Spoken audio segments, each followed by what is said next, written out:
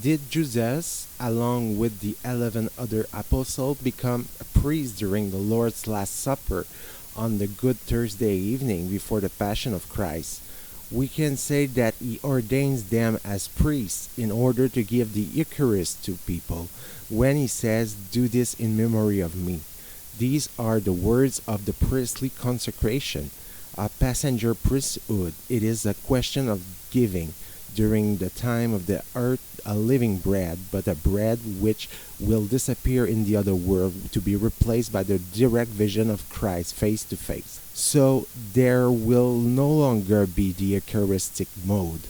This is how the Church considers that there is a sacrament of holy orders, which is not given to everyone, even if being a priest in the deepest sense of the word to pray for one's brothers is given to everyone. The word through baptism. The question that arise: did Jesus also become a priest that day?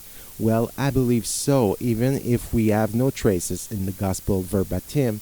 We do not know if he was there or if he left before, but when we look at what Judas symbolizes and what is happening in the church throughout story, we can see that among the bishops, the archbishops, there are people who are antichrists, who are ready to deliver the church, and therefore one of those who were with Jesus, who took the bread with him, deliver it. We know that in the same way, one of those who was with Jesus, he was his bishop, or rather several, will deliver him and have delivered him throughout history. There are not only faithful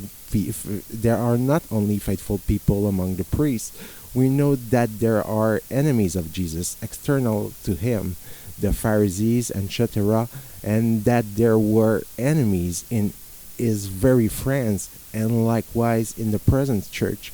To symbolize that, well, we see it takes place sometimes. The deepest enemies of the church are the own minister of Christ, who, for example, will despite the faith of the church taught by the magisterium, they will turn away from the priesthood people who really have a vocation because they are too prayerful, and we consider that vocation is only social. We see it in every era. So it is signified, it seems to me, by the fact that one of the 12 was also a priest, and that it was he who betrayed Jesus.